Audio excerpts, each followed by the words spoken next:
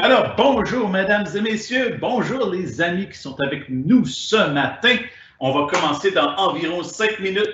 Aujourd'hui, on travaille dans la cuisine. Donc, je vous invite à vous installer dans votre cuisine. Tout ce que vous avez à faire, c'est vous placer dans votre cuisine. Je vous suggère, si vous avez un appareil comme un ordinateur ou une tablette, de les placer un petit peu plus loin, pas les placer à côté de vos recettes parce qu'on veut éviter des dégâts pendant qu'on va être en train de faire de la cuisine aujourd'hui. Mais aujourd'hui, on va faire de la cuisine un peu spéciale, de la cuisine scientifique, c'est-à-dire qu'on va apprendre des concepts de science tout en le jouant avec des aliments. Et on va avoir la chance peut-être de déguster nos créations. Donc, on va attendre un autre 4 minutes pour s'assurer que tout le monde est entré dans la salle, puis on va commencer. En attendant, si vous voulez vous préparer, on va avoir besoin de quelques petits ingrédients pour l'activité d'aujourd'hui. Vous allez avoir besoin d'huile. Ça ne me dérange pas quelle huile. Ça peut être de l'huile d'olive, de l'huile de pépins de raisin, de l'huile de tournesol. Vous allez avoir besoin d'huile. Vous allez aussi avoir besoin d'une substance qui est un sucre. Ça peut être du sirop d'érable, du miel, du sucre blanc, de la cassonade. C'est votre choix. Je vous laisse le choix. Vous allez aussi avoir besoin d'une moutarde, comme une moutarde de Dijon ou de la moutarde jaune. Fait que je vous invite à essayer d'aller dans votre réfrigérateur, aller dans votre garde-manger pour obtenir ces ingrédients-là. Et si le matin, vous avez peut-être mangé des céréales pour déjeuner, bien, vous allez avoir besoin de céréales. Donc, allez chercher des céréales parce qu'on va avoir besoin de ces éléments-là pour faire nos expériences aujourd'hui. On va aussi avoir besoin de fécule de maïs, comme on dit en bon anglais, du cornstarch. Donc, si vous avez ça dans votre garde-manger, allez chercher ça. Si vous n'avez pas les ingrédients, ne vous inquiétez pas. Vous pouvez quand même rester en ligne parce que je vais aller faire les expériences. Vous allez les voir à la caméra. Donc, vous allez pouvoir les faire plus tard si vous n'avez pas les ingrédients avec vous. Vous allez pouvoir observer mes expériences. Donc, on se donne encore un petit 2 minutes, puis on va commencer. Je vois qu'il y a plusieurs participants qui sont en train d'entrer en ce moment. Donc, je vous laisse un autre 2 minutes. Préparez-vous, puis on va commencer bientôt. Pendant ce temps-là, moi, je vais me prendre une petite gorgée de thé. Pour les parents qui sont en train de nous écouter aussi, je veux vous indiquer que les expériences, en général, sont sans danger. Donc, on n'utilisera pas le poêle aujourd'hui. On ne fait pas cuire des choses, donc rien qui va chauffer. On n'utilisera pas non plus des couteaux. Donc, on s'assure de garder les expériences les plus sécuritaires pour les élèves possible. Moi, je vais utiliser un mélangeur, ou en bon anglais, un blender. Si vous n'êtes pas là pour bien superviser vos élèves, ou si vous n'avez pas accès à un mélangeur, vous pouvez faire la même expérience juste avec un sac Ziploc, puis écraser les choses. Ça va un peu moins vite, c'est un peu plus lent, mais c'est possible aussi. Donc, les expériences peuvent toujours être adaptées. Donc, ça, c'était mon petit message pour les parents. Je vois qu'il est 8h59, on commence dans 1 minute. J'ai bien hâte.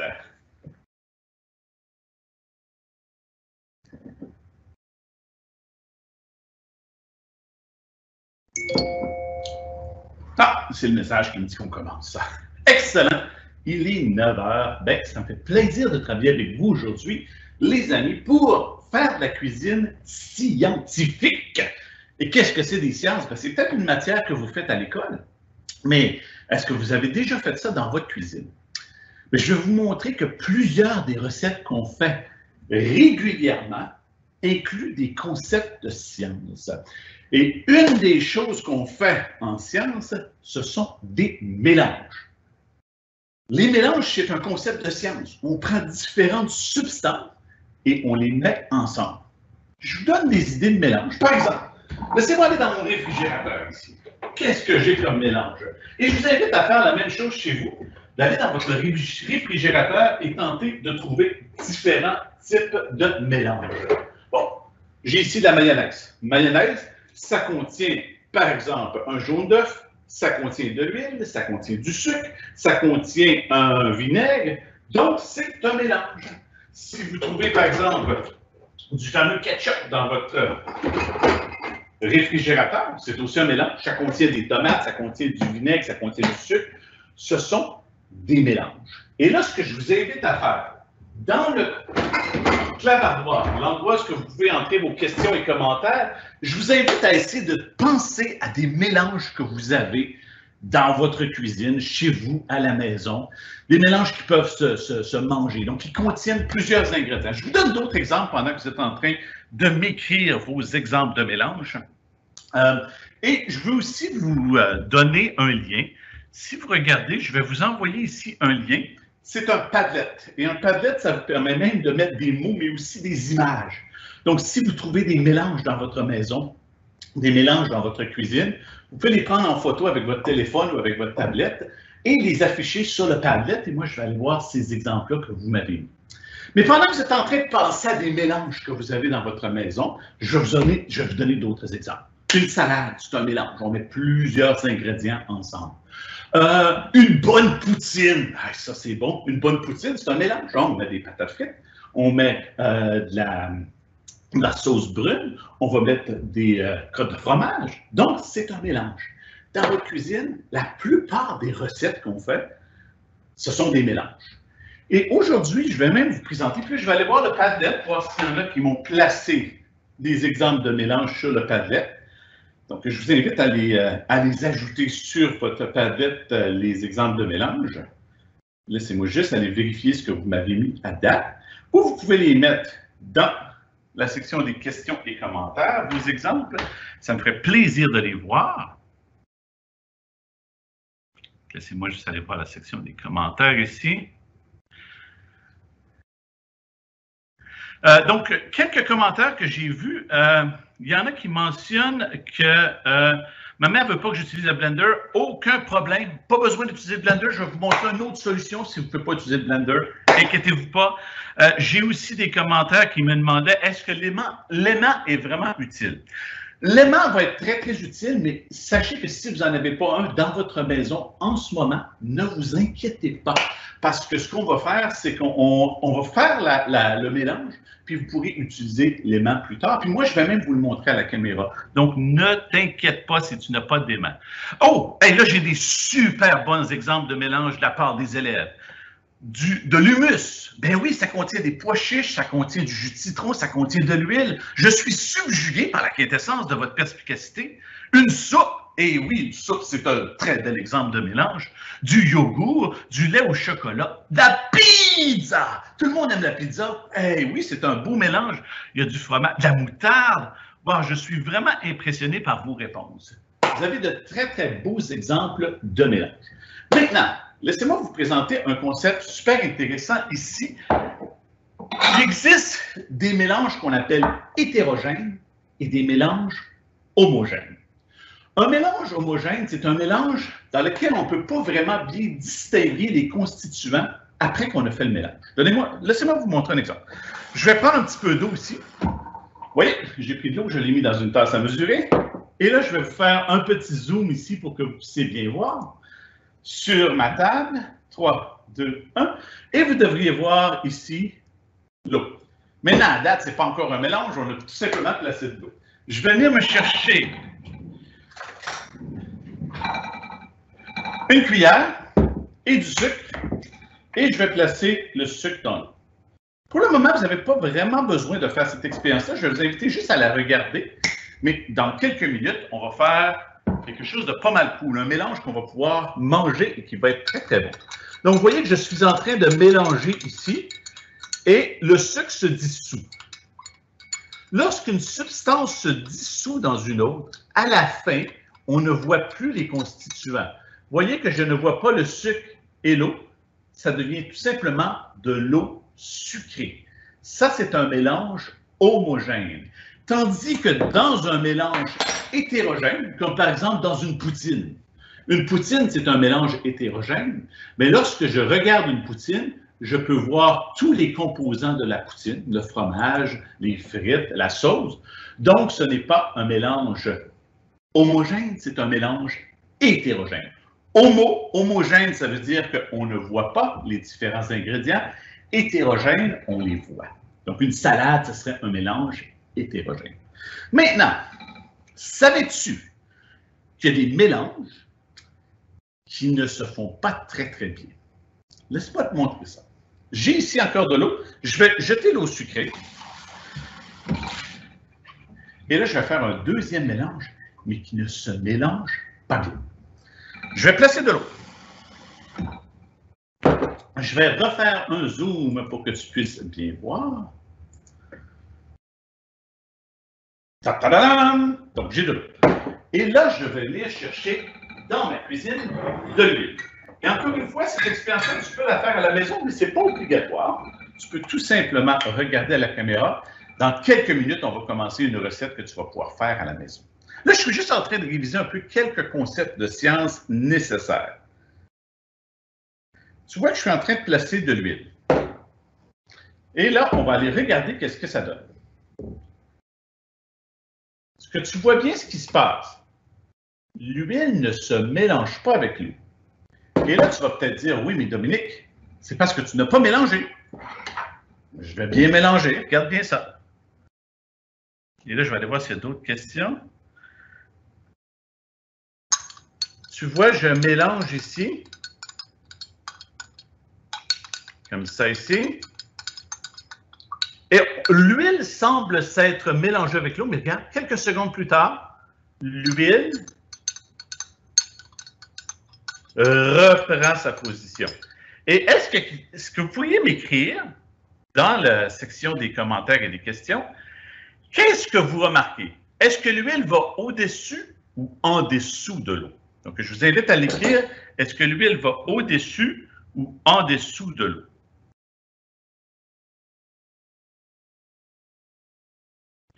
Donc, je vois qu'il y en a qui disent qu'ils n'ont pas reçu le lien pour le Padlet. Donc, laissez-moi aller le réajouter ici. J'envoie un message. Voici le lien pour le Padlet.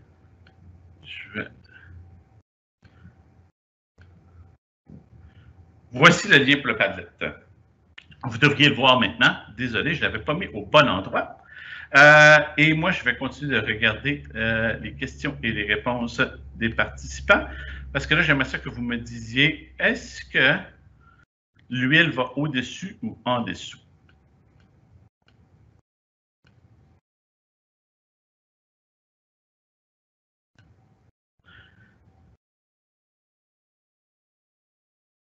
Oui, donc l'huile est au-dessus de l'eau. Vous avez 100% raison. Donc, vous voyez ici, l'huile est au-dessus de l'eau.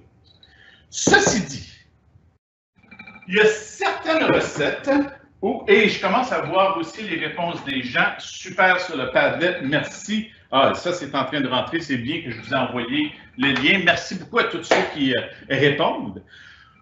Donc, tout ça pour dire que malheureusement, l'huile ne se mélange pas bien avec l'eau. Et la recette qu'on va faire aujourd'hui, c'est de la vinaigrette. Et de la vinaigrette, qu'est-ce que c'est?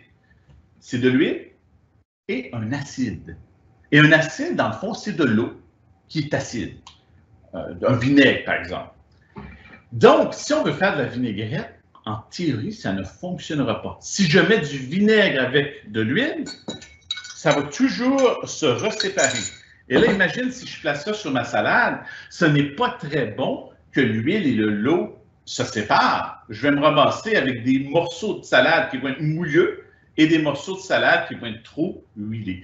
Donc, il faut trouver un moyen de bien agencer ça. Et c'est ce qu'on va voir aujourd'hui dans l'expérience. Et vous allez tous avoir la chance de faire de la vinaigrette avec moi. Maintenant, quelques petits concepts supplémentaires juste avant qu'on commence la recette de vinaigrette, parce que vous devez connaître ces concepts de science-là avant qu'on commence. Une des choses, vous voyez que là, ça ne se mélange pas. Une autre chose que vous allez réaliser, tantôt, j'ai mis du sucre dans l'eau et ça se mélangeait super bien. Le sucre qui est disparu dans l'eau, il s'est dissous dans l'eau. Maintenant, le sucre ne se dissout pas dans l'huile. C'est impossible. Vous pouvez essayer, là, ça ne fonctionne pas.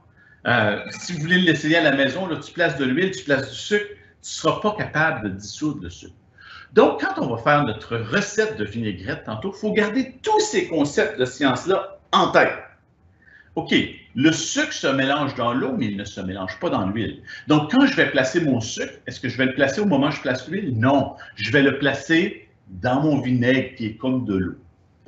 Lorsque je vais ajouter mes choses, je dois trouver un moyen de mélanger les deux. Donc, si vous êtes prêts, je vous présente les ingrédients qu'on va avoir besoin. Moi, je vais aller regarder dans le chat s'il y a d'autres questions importantes.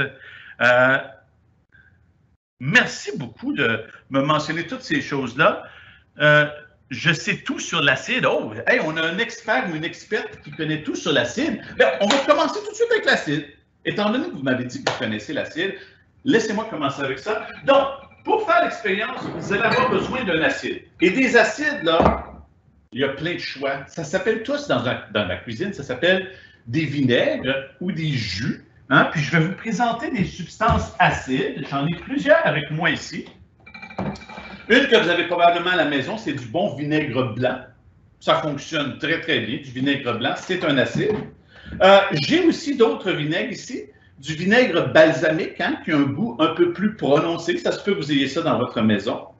J'ai ici du vinaigre de vin blanc et du vinaigre de vin rouge. Mais ne t'inquiète pas, ce n'est pas du vin rouge et du vin blanc, c'est du vinaigre de vin. Donc, il n'y a pas de problème, ce n'est pas seulement pour les adultes, même les enfants peuvent consommer des vinaigres de vin blanc et des vinaigres de vin rouge. D'autres exemples que vous pouvez faire, laissez-moi le mettre dans mon réfrigérateur ici, vous pouvez aussi aller chercher des fruits qui contiennent de l'acidité. Donc, par exemple, ici, le jus de citron et le jus de lime, ce sont des bons acides. Donc, laissez-moi faire un zoom ici pour que vous puissiez bien voir. Donc, ça, mesdames et messieurs, ici, hein, les amis, ce sont tous nos acides. Maintenant, est-ce que tu as besoin de tout ça? Non. Tu en as besoin d'un. Donc, trouve-toi au moins un acide dans ta maison qui est comestible, hein, qui peut être mangé, soit du vinaigre blanc, du vinaigre de vin rouge, du vinaigre de vin blanc, du vinaigre balsamique, un citron ou une lime. Un de ceux-là. Maintenant, on va aussi avoir besoin d'un gras, d'une huile. Et lorsqu'on fait de la vinaigrette, on a différents choix d'huile. J'en ai quelques-unes ici dans ma cuisine. De l'huile d'olive. Hein? L'huile d'olive a un goût quand même prononcé. Ça goûte quelque chose, hein, de l'huile d'olive. Et ici, ça, c'est de l'huile d'olive. Tu vois, elle est très, très verte. Hein? J'ai ici de l'huile de pépins de raisin. Si tu veux quelque chose qui goûte comme la cuisine asiatique, j'ai même de l'huile de sésame ici. Si tu veux faire une vinaigrette qui a un goût un peu asiatique, je te suggère peut-être d'y aller avec l'huile de graines de sésame. Maintenant, il y a d'autres options. Si tu as de l'huile de tournesol, de l'huile de safran, de l'huile végétale, pourvu que c'est une huile comestible. Pas dans le garage, là. Reste dans la cuisine, pourvu que c'est une huile comestible. Ça, c'est ce que tu vas avoir besoin. Maintenant, je vais revenir à la caméra principale. Ta-ta-da-dam, je suis là. OK. Ceci dit, là, j'ai mes huiles, j'ai mes vinaigres. Pour faire une bonne vinaigrette, les grands chefs nous disent, ça prend un acide, ça prend une huile, mais ça prend aussi un sucre, une substance sucrante. Pour adoucir un petit peu le goût, parce que le vinaigre est quand même très, très fort dans la bouche, pour adoucir, on met un sucre. Donc, j'ai des exemples de sucre que tu peux utiliser. Du bon sirop d'érable canadien, hein, c'est toujours bon, du sirop d'érable. Du miel, ça peut être bon. Tu pourrais utiliser du sucre blanc comme ça. Tu pourrais aussi utiliser de la cassonade si tu veux. Donc, il y a beaucoup de choix de substances que tu peux utiliser pour sucrer. Donc, est-ce que tu as besoin de tout ça? Non. Tu as besoin d'un acide, un huile et une substance sucrante. En fait, c'est presque tout ce que tu as besoin pour faire de la vinaigrette. Par contre, il y a un petit élément supplémentaire que ça va te prendre parce que l'huile, tu te souviens, ne se mélange pas avec l'eau. Ça ne fonctionne pas. Tu mets de l'huile et de l'eau, impossible de les faire mélanger et que ça reste ensemble. Je dis impossible, pas tout à fait impossible. Il existe une substance qui s'appelle, en science, et là, écoute bien parce que c'est un mot scientifique, là, un agent émulsifiant. Je répète ça parce que c'est un grand mot, là. Un agent émulsifiant. Donc, est-ce qu'on va dans un laboratoire pour trouver ça? Pas nécessairement. Dominique en a dans son réfrigérateur. Comme agent émulsifiant, je vais utiliser de la moutarde de Dijon. Maintenant, tu pourrais utiliser un autre agent émulsifiant.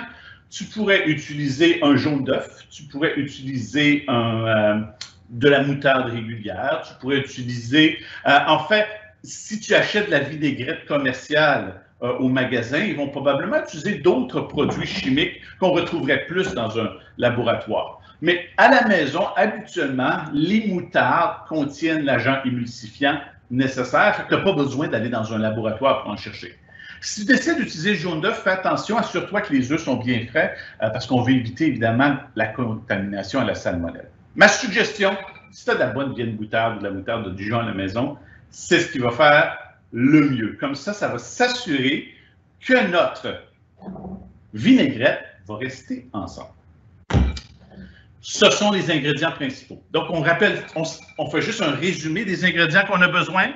À la maison, tu as besoin d'un acide, tu as besoin d'une huile, une substance qui sucre et un agent émulsifiant comme la moutarde. Le reste, c'est ta créativité. C'est ton talent de chef qui va changer le goût, mais ça, ce sont tes 4 ingrédients de base. Est-ce que tu es prêt? Je vais aller vérifier le chat pour voir si on a des questions. Et après ça, on va commencer. Oui, donc, il y a quelqu'un qui me demande, vinaigre, est-ce qu'il a parlé d'un acide? Le vinaigre, c'est notre acide. Donc, c'est la substance qui est acide pour faire notre... Évidemment, allez pas dans un laboratoire chercher de l'acide chlorhydrique ou allez pas chercher... Non, non, non. On va utiliser un vinaigre, un acide comestible. Dans nos cuisines, c'est un vinaigre ou, évidemment, les bons fruits comme le jus de citron et tout ça. OK. Donc, on va commencer à faire notre recette. Et puis, moi, je vais la faire dans un petit cruchon. Vous pouvez la faire dans une tasse à mesurer. Vous pouvez la faire dans n'importe quel contenant. Si vous la faites dans un contenant qui n'a pas de couvercle qui se ferme hermétiquement, bien là, je vous suggère de prendre un petit fouet. Hein? Comme ça, vous pouvez mélanger. Moi, ce que je vais faire, je vais placer tous mes ingrédients, puis je vais le shaker comme ça. Mais si vous le faites, assurez-vous que votre bocal se ferme très, très vite. Si vous le faites dans une tasse à mesurer comme ça, on peut tout simplement mélanger comme ça. Ça se fait très, très vite. Donc, ceci dit, je commence la fameuse recette. Maintenant, en science, ce qui est super important, c'est de connaître aussi les mathématiques. Donc, on va devoir mesurer. Et pour mesurer, vous pouvez utiliser une tasse à mesurer. Moi, je vais utiliser tout simplement des petites mesures comme ça, hein, des petits verres qui ont, si je vous montre à la caméra rapprochée, là. En fait, je vais même mettre à la caméra rapprochée pour que vous puissiez bien voir la recette tout au long. Donc, je vais utiliser une petite mesure comme ça. Ça me permet ici de mesurer là, en millilitres, de petites quantités. Allez pas faire 2, 3, 4 tasses de vinaigrette. Vous finirez jamais, vous allez en avoir trop. Et la vinaigrette, elle est toujours meilleure fraîche. Donc, moi, je fais toujours des petites quantités de vinaigrette. Le truc, les amis, c'est de toujours avoir, quand vous faites votre vinaigrette, 2 portions d'huile pour 1 portion de vinaigre ou d'acide, 1 portion de substance sucrante. Donc, si j'utilise ma petite mesure ici, je vais mettre l'équivalent de 2 verres d'huile, 1 verre de vinaigre et 1 petit verre de substance sucrante. Et ça va me faire le bon goût de la vinaigrette. C'est-à-dire que l'acide et le sucre vont être bien balancés. Donc, si vous êtes prêts, on va commencer. Je vous invite à le faire avec moi si vous avez des ingrédients à la maison. Et là, vous allez me dire, oui, mais Dominique, est-ce qu'on commence avec l'huile ou est-ce qu'on commence avec le vinaigre? Rappelez-vous qu'on veut aussi mettre le sucre. Et le sucre doit se dissoudre dans l'eau, dans le vinaigre. Donc, qu'est-ce que je dois mettre en premier? Si je mets l'huile en premier, est-ce que ça va bien se dissoudre? Je vous invite à l'écrire dans le chat ou l'écrire sur le Padlet. Je vais aller voir sur le Padlet qu'est-ce que vous m'avez mis. Oh, super! Hein? Je vois plein de gens qui m'ont mis des exemples d'huile qu'ils utilisent à la maison, de substances sucrantes. Hey, vraiment, vous avez bien alimenté le Padlet. Merci beaucoup. Je vais vérifier le chat aussi pour être certain qu'il n'y a pas d'autres questions. Il y en a qui me disent des beaux bonjours. Bonjour à tous. Donc, on commence. Ma question, c'est par quel ingrédient je vais commencer? N'oubliez pas que mon sucre doit se dissoudre dans mon liquide, mais pas bien dans mon huile. Donc, ce que je vais faire, je vais commencer par mon vinaigre. Et là, j'ai beaucoup de choix. Moi, j'aime bien le vinaigre balsamique, donc je vais y aller avec le vinaigre balsamique, mais vous utilisez évidemment le vinaigre ou l'acide de votre choix. Donc, je mets une portion de vinaigre. Comme ça. Donc, moi, j'ai pris un petit verre. Disons que tu décides d'utiliser une tasse à mesurer, puis tu mets 100 ml de vinaigre. Ça veut dire que tu vas mettre 100 ml de sucre et que tu vas mettre 200 ml d'huile. C'est toujours 1, 1, 2. Tu mets toujours le double d'huile. OK. Donc, je mets mon vinaigre ici. Et là, je vais mettre ma substance sucrante. Moi, je vais y aller avec du bon sirop d'érable franco-ontarien. Hein? On aime ça. Fait directement ici, à quelques minutes de ma maison, dans une petite érablière franco-ontarienne. On aime ça encourager les entreprises locales. Et voilà. Donc, je place un contenant de sirop d'érable. La même quantité de sirop d'érable que la quantité de vinaigre. Et voilà. Excellent. Maintenant, j'ai mis l'équivalent d'un verre de vinaigre et un verre de sucre. C'est maintenant le moment de s'assurer que c'est bien dissous. Je vais juste mélanger pour m'assurer que mon sucre se dissout bien dans mon vinaigre. Donc là, j'ai déjà un mélange, mais ce n'est pas encore de la vinaigrette. Il manque un corps gras, il manque de l'huile. Donc, on va placer de l'huile. N'oubliez pas que l'huile, on va placer 2 contenants. C'est le double. Donc, 1. Je suis allé avec de l'huile d'olive. Et 2.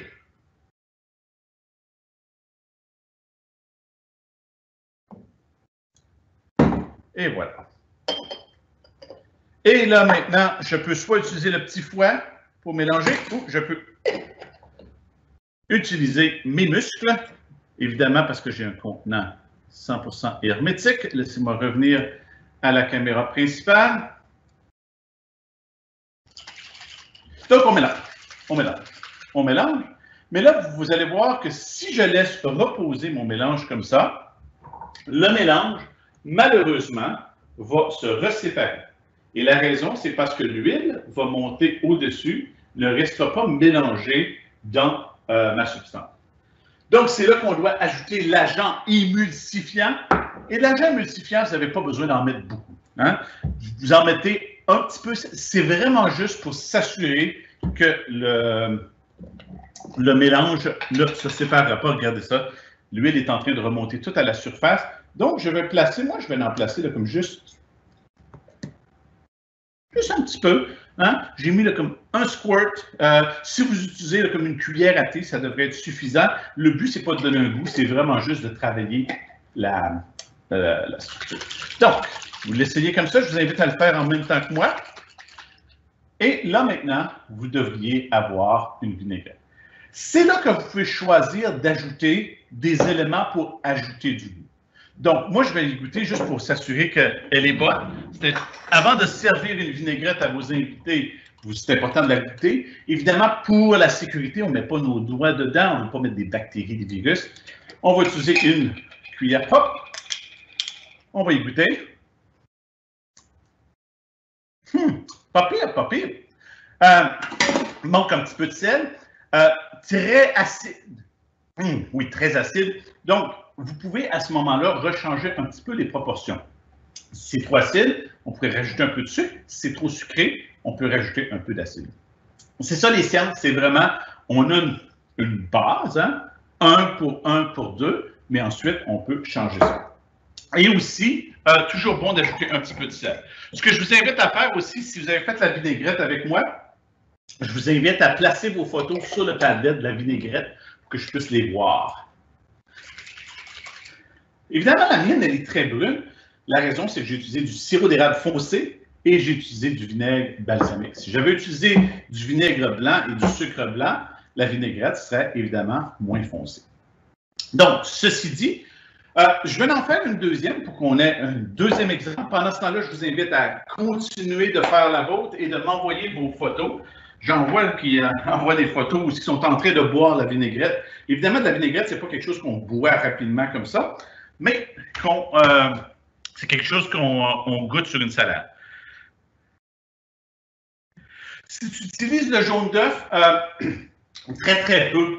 L'équivalent, tu sais, je ne mettrais même pas un jaune d'œuf complet, je mettrais l'équivalent d'à peu près une cuillère à thé. Avec moi, j'ai utilisé un petit verre ici là, qui contient, ça c'est à peu près 50 millilitres. Là. Fait que vraiment, là, juste l'équivalent d'une petite cuillère à thé si tu utilises un jaune d'œuf. Mais vraiment, la moutarde de Dijon, c'est ce qui fonctionne le mieux. Puis même si vous n'avez pas le goût de la moutarde de Dijon, on en met tellement peu que ça ne goûte pas vraiment. Le but, c'est vraiment d'utiliser l'aspect agent émulsifiant de la moutarde de Dijon. Ceci dit, OK, je vais en faire une deuxième. On aime ça, cuisiner. Et bientôt, on va commencer notre deuxième expérience scientifique avec les céréales. Donc, OK, j'en fais une deuxième. Puis après ça, on va monter notre salade. Je vais rincer ça ici où je vais en utiliser un nouveau. Donc, on se rappelle de la recette, et là, je vais utiliser des ingrédients différents cette fois-ci. Je vais y aller avec quelque chose de plus pâle. Je vais utiliser un vinaigre de vin blanc, où je pourrais même couper un citron et le placer dedans. Si vous utilisez un couteau pour couper le citron, assurez-vous d'avoir une bonne supervision à la maison. OK, donc j'ai utilisé un vinaigre de vin blanc. Je vous rappelle que ce n'est pas la même chose que du vin blanc. Hein? Ça peut être consommé par les enfants. Et là, je vais utiliser un bon miel. Toujours bon du miel. Habituellement, quand on utilise du miel, le miel a un pouvoir très sucrant. Donc, des fois, il faut rajouter un peu plus d'acide dans ce cas-là. C'est au test du goût qu'on le découvre. OK, donc, j'ai ajouté ça ici. Je vais peut-être changer de caméra pour que vous puissiez bien voir.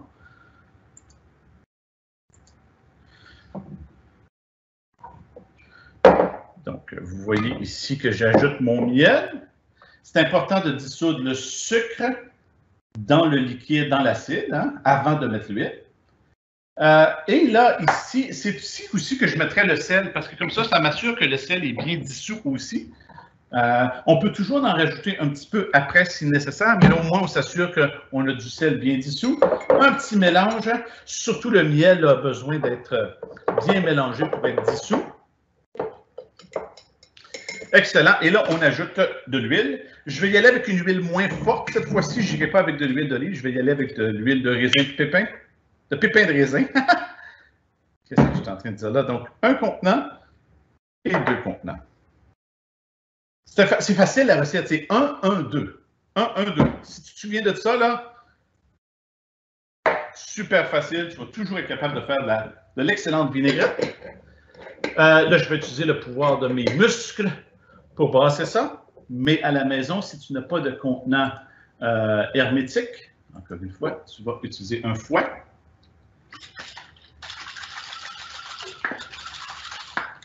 Tu peux même faire une petite danse, hein?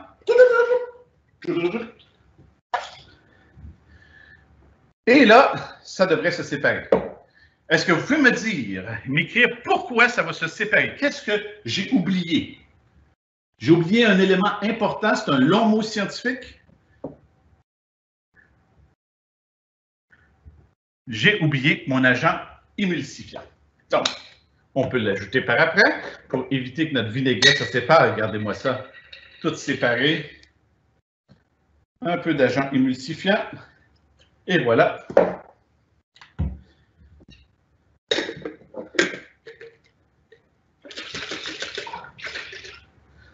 Et là, n'oubliez pas que pour la sécurité, je vais utiliser une nouvelle cuillère pour goûter. Hein? Parce que j'ai déjà léché la dernière cuillère. Oh, c'est excellent. Encore aussi très acide, donc je mettrai peut-être, c'est là que je peux rajouter un petit peu de sucre si c'est trop acide pour vous. Et n'oubliez pas aussi que la vinaigrette, on ne la mange pas Comme ça, on la met sur de la salade. Fait que même si elle vous paraît très acide, juste à la goûter comme ça, c'est normal. Bientôt, on va la mettre sur une salade. Je vous montre quelques éléments de plus. Je vais venir au réfrigérateur ici. Et je vais venir me chercher des petits fruits. Parce que souvent, dans une vinaigrette, ça peut être bon d'ajouter un goût fruité, comme j'ai acheté ici des... laissez-moi vous montrer à l'autre caméra. Des pépins de pomme grenade. Donc ça peut ajouter un élément intéressant au goût, d'ajouter quelques éléments comme ça. Moi, j'adore les framboises aussi. Fait que ça, là, c'est là que vous avez vraiment libre choix de ce que vous voulez ajouter à votre vinaigrette pour lui donner un goût différent. Et ça va venir avec l'expérience. À force de vous pratiquer, vous allez venir avoir de meilleures vinaigrettes aussi. Donc là, j'ai ajouté ces éléments-là. Je pourrais même aussi, tant qu'à rester dans le thème du fruité, venir ajouter quelques fraises. Donc, laissez-moi trouver les fraises dans le réfrigérateur. Je pensais que j'avais des fraises. Ceci dit... Ah, et voilà. Donc, je pourrais, par exemple, ajouter des fraises. Évidemment, c'est important de bien les laver. Et aussi, ce que je vais faire, je vais enlever la queue et je vais les presser. Donc, tu pourrais les comprimer à la fourchette. Moi, ici, je vais juste essayer de presser ma fraise avec un pilon. Là, évidemment, je vais me placer sur la chose ici. Juste pour mélanger un petit peu le jus de fraise, pour que ça se mélange bien dans la vinaigrette, là. Genre obtenir une espèce de pâte de fraise pour donner du goût. Donc, évidemment, c'est votre choix ce que vous allez mettre dans votre vinaigrette. Mais là, ici, je vais me ramasser avec une vinaigrette beaucoup plus fruitée et assez sucrée, étant donné que j'ai utilisé le miel. Et voilà. Maintenant, on va maintenant tester ça. On va terminer cette expérience-là avant de passer à la prochaine avec un vrai test. Parce que juste goûter de la vinaigrette pour goûter de la vinaigrette, ça ne nous donne pas une bonne indication de qu'est-ce qu'on a. Donc, je vais... Ah, c'est ce que je cherchais à utiliser de la laitue ici. Et je vais venir me chercher un beau bol à salade. Et voilà. Et c'est comme ça qu'on peut vraiment vérifier si notre vinaigrette, elle est délicieuse. Une bonne salade, quelques petites tomates, et ça, c'est optionnel. Là, si il est quand même tôt le matin pour manger une salade, c'est votre choix, mais sinon, vous pouvez la garder, votre vinaigrette, pour le souper et vérifier si c'est délicieux. Donc, j'ajoute un petit peu de ma vinaigrette maison. Ici, avec quelques petits morceaux de fraises, là. Ça, c'est délicieux. Et là, il me reste juste à mélanger le tout. Ici, ça ne sera pas bien là. Comme ça ici. Oh, je pense que j'ai besoin d'un petit peu plus de ma vinaigrette.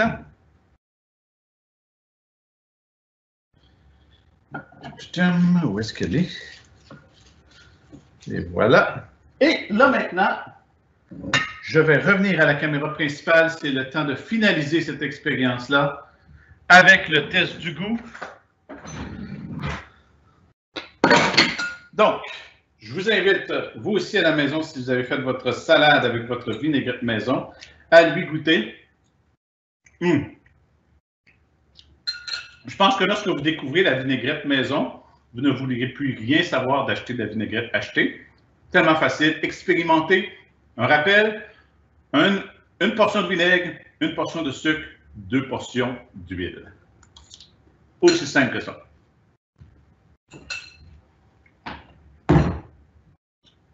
Je vais prendre quelques secondes. Ça vous donne aussi le temps de déplacer les objets pour la prochaine expérience. On va juste... c'est important dans la cuisine de toujours faire un petit peu de ménage de temps en temps. Donc, je vais rapporter mes ingrédients ici. La deuxième expérience, on s'en va dans quelque chose de tout à fait différent. Donc, au lieu d'être dans un mode, on fait une salade, on goûte à notre salade, on va plutôt aller vérifier quelque chose de très scientifique ici. Donc, je vais faire ma prochaine expérience avec des céréales pour le déjeuner. Et là, c'est votre choix. Vous pouvez prendre les céréales que vous voulez. Vous allez obtenir des résultats différents et c'est correct. Maintenant, quand on mange des céréales, une des raisons qu'on mange des céréales, c'est bon, mais deuxièmement, c'est parce qu'il y a des nutriments. Et là, je vous mets au défi dans le chat, hein, soit sur le Padlet ou dans la section des questions et réponses. Je vous mets au défi de me dire, qu'est-ce que c'est des nutriments? Pouvez-vous penser à des nutriments? Moi, je peux en penser à un, du calcium. On dit toujours c'est important de manger, d'avoir du calcium dans notre alimentation. Pouvez-vous penser à d'autres nutriments? Je vous mets au défi, là, c'est parti. Je veux voir ça dans le chat ou dans le Padlet. Nommez-moi des nutriments qu'on veut avoir dans notre alimentation. OK, je suis en train de vérifier le chat, je suis en train de vérifier le Padlet. Allez-y, c'est parti. Donnez-moi vos exemples de nutriments.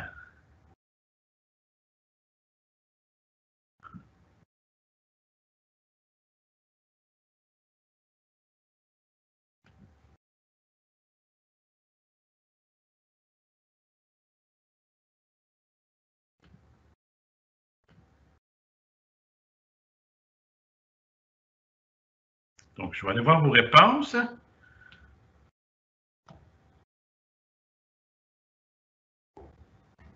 Donc, j'ai vu quelques réponses, comme par exemple, il y en a qui ont mentionné des vitamines. Hein, on parle beaucoup de vitamine C, par exemple, de vitamine D, la vitamine qu'on obtient du soleil. Il y en a qui ont parlé de fer, il y en a qui ont parlé de vitamine B12. Donc, il y a toutes sortes de nutriments. Et si vous allez sur une boîte de céréales, vous allez voir que les nutriments apparaissent sur la fiche ici des nutriments. Mais non, que les céréales, si vous regardez la liste ici, vous allez voir qu'il y a beaucoup de vitamines qui sont affichées sur la section des nutriments, sur la fiche nutritive des céréales. Et une des raisons, c'est parce qu'on ajoute des nutriments aux boîtes, au contenu des boîtes de céréales pour s'assurer qu'on a une alimentation bien équilibrée. Et vous allez le voir, là, il y a une section qui s'appelle vitamines et minéraux sur l'étiquette, et c'est là qu'on ajoute des fameux nutriments. Et il y a un nutriment super important.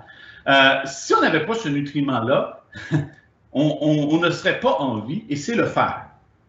Maintenant, il y a différents endroits où tu peux trouver du fer dans ton alimentation, mais les compagnies de céréales s'assurent qu'ils ajoutent du fer pour que les gens aient du fer. Maintenant, le fer, à quoi ça sert? Pourquoi est-ce qu'on mangerait du fer? Parce que si j'y pense, du fer, dans le fond, c'est comme ce qui fait des clous, ce genre de choses-là, c'est un métal. Pourquoi je mangerais du métal? Ben, enfin, on ne mange pas du métal comme si je mangeais un clou. Le fer est dans une forme comestible et il est fait très, très petit. Donc, il est très, très petit, donc tu n'as pas l'impression de manger un clou.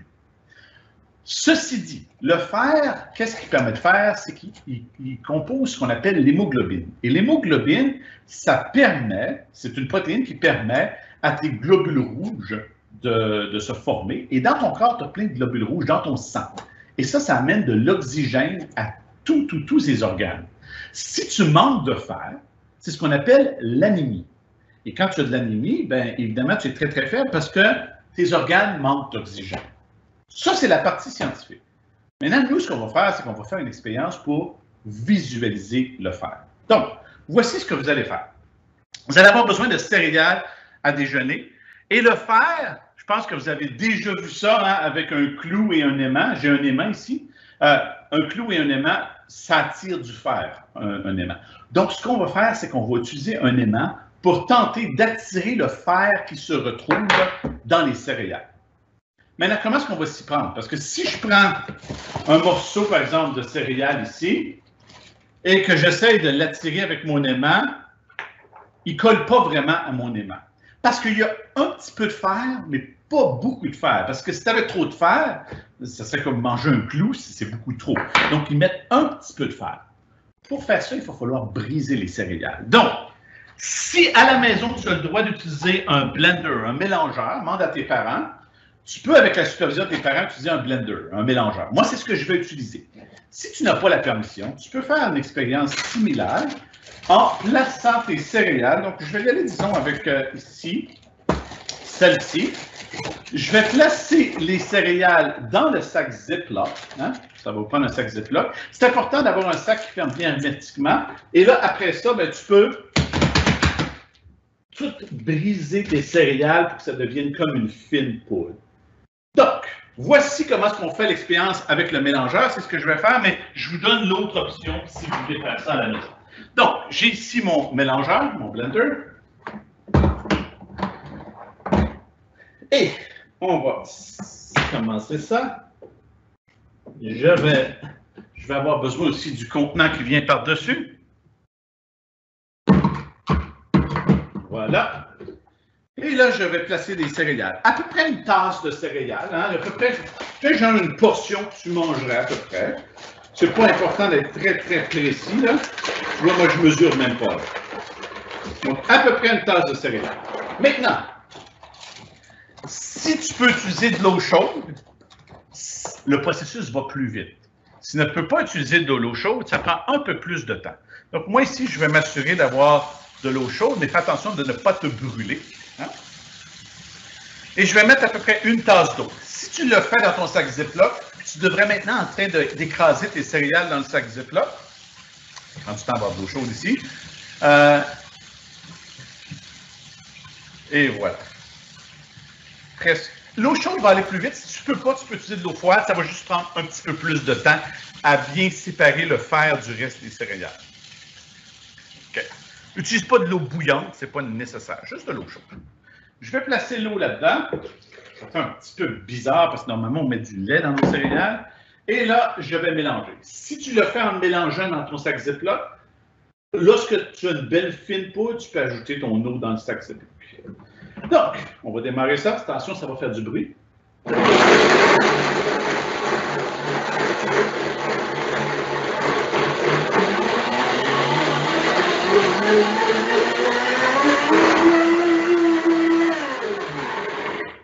OK. Jusqu'à temps qu'on ait une genre de purée dégueulasse comme ça ici. Et là, on va la placer dans le sac Ziploc. Si tu as fait les opérations sans le mélangeur, ben dans le fond, qu'est-ce que tu as fait? C'est que tu as mis tes céréales dans le sac Ziploc. Oh, manque un petit peu d'eau ici. Il faut quand même que ça soit un peu liquide hein, pour que ça puisse bouger. Donc, on va repartir.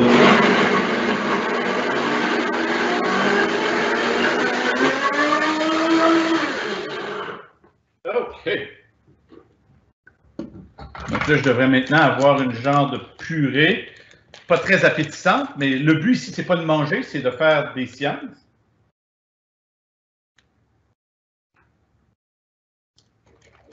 OK. Donc, j'ai ma genre de purée ici, dans mon sac Ziploc. Et là, c'est là qu'on utilise notre aimant. Donc, je vais switcher de caméra et je vais même aussi, si tu as une loupe, ça peut te permettre de mieux voir les grains. Ils sont visibles aussi à l'œil nu, mais ils sont quand même petits. Fait qu'une loupe peut t'aider. Moi, je vais même utiliser un petit microscope, vous allez voir dans quelques minutes. Donc, j'ai ici ma superbe purée. Et là, tu vas passer l'aimant comme ça sur ta purée pour essayer de faire sortir le fer. Une des choses, moi, mon aimant est noir. Et le fer, ces petits grains-là sont comme noirs. Une des options, c'est de placer l'aimant à l'intérieur du sac là, et de le mélanger pendant quasiment 3-4 minutes. C'est la meilleure façon de le faire en passant. Ça, là, si tu veux vraiment avoir des petits grains de fer, là, si ton aimant est genre métallique au lieu de noir, tu le places dans le Ziploc avec le mélange dégueulasse et tu le mélanges pendant quelques minutes. Et quand tu vas le ressortir, tu vas voir les grains de fer qui sont collés à ton aimant. Dans mon cas, ici, et là, pour que vous puissiez bien voir, je vais même utiliser une feuille blanche en dessous parce que mon comptoir est quand même un petit peu de texture de pierre. Donc, je vais passer les mains comme ça et vous allez voir qu'il y a des petits grains noirs qui sont apparus. En fait, je vais switcher à un microscope ici que vous allez voir. Donnez-moi un instant, je vais aller avec le microscope. J'utilise un microscope, mais avec la loupe, vous devriez très, très bien voir à la maison. Je ne sais pas si vous voyez tous les petits grains noirs qui sont apparus. Ces petits grains noirs-là, si j'avais placé mon... regardez, ça, c'en est un ici. Oui. Si j'avais placé mon aimant dans le mélange, j'aurais vraiment vu tous ces petits grains noirs-là qui collent à mon aimant. Donc, c'est une belle façon de bien visualiser le fer qui se retrouve dans les céréales. Ma suggestion, si tu as du temps, parce que là, on commence à manquer de temps, hein, il est quand même 9h46, tu peux faire l'expérience avec plusieurs types de boîtes de céréales pour vérifier lesquelles contiennent plus de fer. Et ce que je t'invite à faire aussi, c'est de regarder la section sur la fiche nutritive qui se retrouve ici sur les boîtes de céréales. Et ça te permet, par exemple, de dire « Ah, OK, celle-ci contient tant de fer. Est-ce que j'obtiens plus de fer lorsque je fais mon expérience? » Par exemple, moi, j'aime bien se trouver ceux-là, les boîtes de céréales qui ont 100% de la valeur recommandée en fer pour la journée et d'essayer de brasser mon aimant comme ça jusqu'à temps que je vois les points. Mais encore une fois, si vous pouvez trouver un aimant qui est, au lieu d'être noir, qui est d'une autre couleur, métallique, où il y a des éléments qui sont bleus et rouges, tu vas très bien voir les points noirs. Mets ça directement dans la purée dégueulasse, mélange ça pendant 5 minutes, là, puis ressors ça, tu vas voir des beaux grains noirs qui ont collé. C'est le fer qui se retrouve dans les céréales. Ceci dit, donc là, je viens d'aller voir les messages. Il y en a qui ont parlé aussi des nutriments qui sont des glucides. Vous avez 100% raison. Donc, des glucides, ça se retrouve dans les céréales, donc les fameux sucres. Hein, le mot scientifique qu'on va utiliser, on va appeler ça des glucides. Les gras, on va appeler ça des lipides. Ça, ce sont les éléments, les noms scientifiques qu'on utilise pour les nutriments. Ceci dit, il nous reste une expérience à faire. Il nous reste à peu près une dizaine de minutes. Donc, donnez-moi quelques instants. Je fais un petit peu de ramassage parce qu'on n'aime pas ça quand la cuisine est bien encombrée. Hein? C'est plaisant de travailler lorsque c'est propre. Parfait. Et on va terminer avec notre dernière expérience. Pour notre dernière expérience, on va parler des fluides. Maintenant, quand on parle des fluides, un fluide, qu'est-ce que c'est? C'est absolument quelque chose qui prend la forme du contenant. Donc, par exemple, si je mets une roche là-dedans, ou disons que je mets un fruit, hein, je mets un avocat. L'avocat ne prend pas la forme de mon contenant, il reste dans la forme d'un avocat. Par contre, si je place de l'eau, du miel et tout ça, ça va épouser la forme du contenant. Quand ça épouse la forme du contenant, on appelle ça un fluide. Ceci dit, on va travailler aujourd'hui avec des fluides qui sont un peu bizarres. Et en science, on a ce qu'on appelle des fluides newtoniens et des fluides non newtoniens. Je sais que c'est des mots difficiles, mais je vais vous montrer ce que je veux dire. Si je prends de l'eau, tu vois que ça a une viscosité très, très faible. Ça coule très, très facilement. Par contre, si je prends du bon vieux miel, comme on avait tantôt, hein, ça a une viscosité très, très grande. Là, je ne sais même plus où j'ai mis mon miel avec tout ça. Il est ici. Si je prends du miel, vous voyez que le miel, il est plus visqueux que l'eau. Il ne coule pas aussi facilement. Le sirop ne coule pas aussi facilement. Donc, tu as des liquides plus visqueux et moins visqueux. Maintenant, quand on parle d'un fluide newtonien, ça veut dire que c'est un fluide qui va avoir la même viscosité si je lui donne beaucoup de force ou pas beaucoup de force. Comme tu vois, par exemple, ici, j'ai de l'eau et si je donne un peu de force ou beaucoup de force, mon eau va rester à la même viscosité. Elle ne deviendra pas plus épaisse ou moins épaisse. Ceci dit, il y a certains fluides qui ne fonctionnent pas comme ça. Et on va en créer un aujourd'hui ensemble. Et je t'invite à la maison à le créer aussi. Tout ce que tu as besoin pour faire ce fluide-là, c'est de la fécule de maïs et de l'eau. En mélangeant de la fécule de maïs et de l'eau, ça te donne une substance très, très bizarre. Ça s'appelle un fluide non newtonien et je vais te montrer pourquoi. On va ouvrir la fécule de maïs. Ça serait mieux avec des ciseaux. Ouvrir la fécule de maïs. Fécule de maïs qui est utilisée en cuisine pour épaissir, par exemple, épaissir une sauce. Donc, je vais mélanger de l'eau et de la fécule de maïs. Puis là, vous allez me dire quelle quantité tu mets. Habituellement, je mets de la fécule de maïs et j'ajoute de l'eau et je commence à la mélanger jusqu'à temps que j'obtienne la structure désirée. Comme je vais changer de caméra pour que vous puissiez bien voir. Tu vois, présentement, c'est encore trop liquide. Donc, je vais rajouter de la fécule de maïs pour obtenir une substance qui est un peu moins liquide. OK, ça s'en vient. Tu vois. Et ça, tu pourrais le faire en plus petite quantité aussi. J'en ai fait quand même une très, très grosse quantité, mais tu pourrais faire ça dans un très petit bol et ça fonctionnerait aussi. Donc, je commence à avoir un liquide très bizarre. OK? En fait, ce liquide-là, il y a un nom en science, on l'appelle de l'oblek glop. OK? Et là, ici, tu vois que, et si tu veux, tu peux même mettre du colorant alimentaire pour lui donner une apparence un peu plus rigolo. Donc, j'ai maintenant ici ce qu'on appelle de l'oblek glop. L'oblek glop, c'est un liquide non newtonien. Donc, un coup que tu as fait ton oblek glop, une des choses qui peut être intéressante, c'est que, regarde, tu joues avec, et si tu regardes ici, c'est vraiment un liquide bizarre parce que des fois, j'ai l'impression qu'il est très liquide. Regarde, très, très liquide. Il coule très facilement. Mais aussi, si je mets beaucoup de pression, il est très solide. Regarde, je ne sais pas si tu vois en ce moment dans mes mains, je vais m'approcher de la caméra là, pour que tu puisses bien voir. Très solide. Et c'est comme s'il fond dans ma main.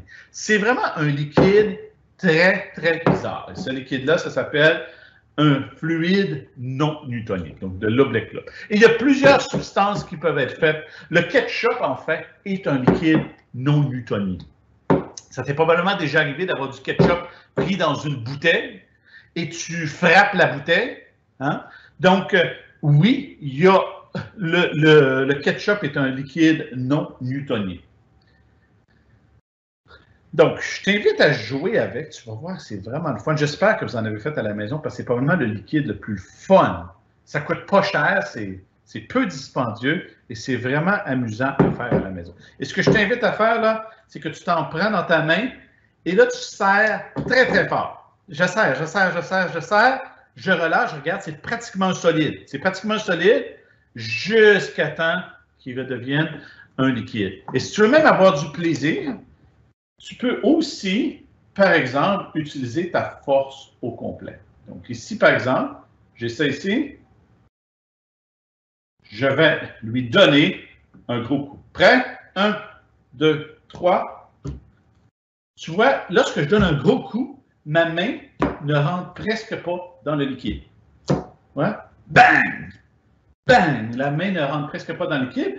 Par contre, si je donne le temps à mes doigts d'entrer, mes doigts peuvent pénétrer dans l'oblek facilement.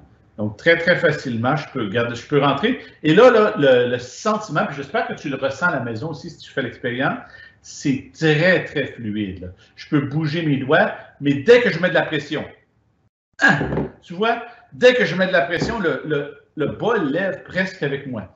Donc, je t'invite à tester toutes les possibilités avec l'oblek glop. En fait, ça peut même être une activité amusante l'été. L'an passé, on s'est amusé à créer, vous savez, les petites piscines qu'on a pour les maisons. On avait acheté là comme une vingtaine de paquets de fécule de maïs comme ça. Puis on s'est fait une petite piscine d'oblek glop. Laissez-moi juste revenir à la caméra, ce ne sera pas long. Donc, on s'est fait une petite piscine d'oblek glop. Et puis, on s'est amusé, par exemple, à marcher dessus. Donc, les petites piscines d'enfants. On marchait sur l'oblek glop. Et lorsqu'on se laissait, lorsqu'on arrêtait, on coulait dans le liquide, comme si c'était du sable mouvant. Puis là, si on se remettait à taper, ça nous permettait de marcher à la surface du liquide ou marcher dans le fond du liquide. Évidemment, tu n'as pas besoin d'en faire une grosse piscine, là, mais une petite piscine, ça peut être amusant. Puis si tu regardes sur Internet, sur YouTube, tu vas même voir des gens qui ont fait des grosses piscines, puis ils font des concours, par exemple, être capable de marcher le plus longtemps possible sur de l'Oblique Glop. Donc, je prends quelques minutes pour vous laisser jouer avec. Moi, j'aimerais savoir vos photos sur le Padlet de votre Oblique Glop. J'aimerais savoir, si possible, des photos de votre mélange de céréales dégueulasse. Et s'il vous plaît, vous pouvez même, je vais laisser le Padlet ouvert, là, fait que vous pouvez même continuer ce soir si vous mangez de la salade et que vous essayez votre vinaigrette. J'aimerais bien ça la voir les photos de votre vinaigrette directement sur le Padlet. Donc, je vous laisse jouer et je vous reviens dans une couple de minutes pour la conclusion de l'atelier. Pendant ce temps-là, moi, je vais avoir beaucoup de plaisir. En fait, je vais même faire un zoom ici pour que vous puissiez bien voir. Et si vous voulez tester d'autres liquides aussi, une des options,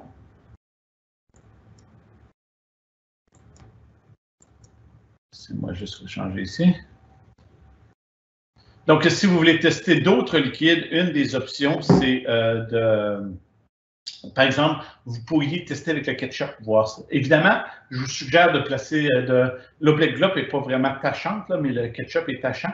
Quand je vous dis que le ketchup est aussi un fluide non newtonien, je vous invite à porter des vêtements très sales et peut-être faire ça à l'extérieur plutôt qu'à l'intérieur de la maison, là, parce que ça peut devenir très salissant.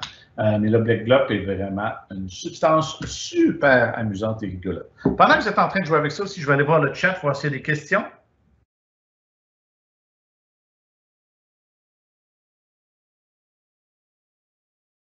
Oui, c'est ça. Il y en a qui mentionnent que lorsque tu frappes très fort, tu as l'impression que l'Oblique Glop est un solide. Et c'est tout à fait vrai. Hein? J'ai l'impression que c'est un solide lorsque je frappe très fort. C'est l'impression que ça donne. Merci beaucoup à la personne à l'élève qui a écrit ça.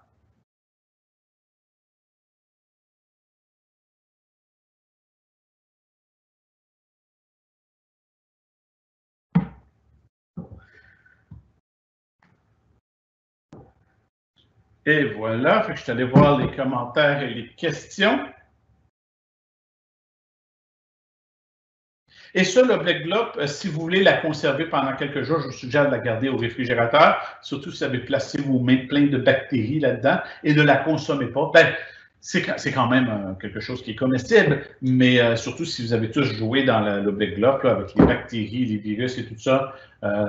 Aussi, ma suggestion, c'est de ne pas verser ça dans l'évier après, parce que vous ne voulez pas boucher votre évier, vous ne voulez pas boucher la toilette. Donc, le meilleur endroit pour vous en débarrasser, ce serait dans une poubelle qui serait fermée hermétiquement aussi, parce que je ne veux pas que vous ayez des problèmes de plomberie à cause de mes expériences scientifiques. Donc, j'espère que vous vous êtes amusés aujourd'hui. Juste en résumé, pour finaliser notre atelier ici, il nous reste une minute. Je me lave les mains, c'est important de toujours se laver les mains. Surtout avec la propagation de la COVID de nos jours, on veut toujours se laver les mains. Donc, en résumé, ce que vous devez vous souvenir aujourd'hui, mélange homogène et hétérogène, lorsqu'on a des mélanges qui ne se mélangent pas, comme de l'huile et de l'eau, mais qu'on veut les mélanger pour faire de la vinaigrette, on doit utiliser un agent émulsifiant, hein, comme de la moutarde de Dijon. Et on se rappelle aussi des proportions, hein, une portion de sucre pour une portion de vinaigre pour 2 portions d'huile. Et après ça, amusez-vous, créativité, ajoutez toutes sortes d'ingrédients. Je vous avais parlé d'une vinaigrette asiatique.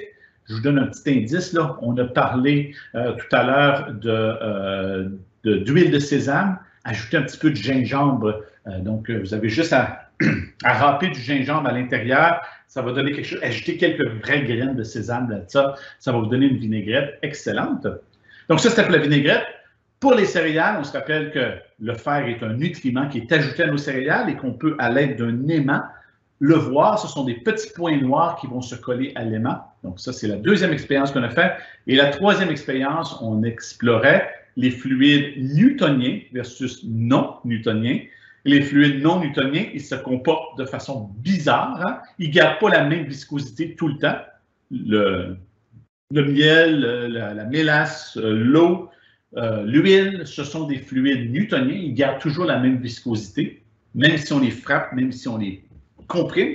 Tandis que les fluides non newtoniens, comme le ketchup ou l'oblique globe qu'on a fait avec la fécule de maïs, ce sont des fluides qui se comportent de façon un peu bizarre.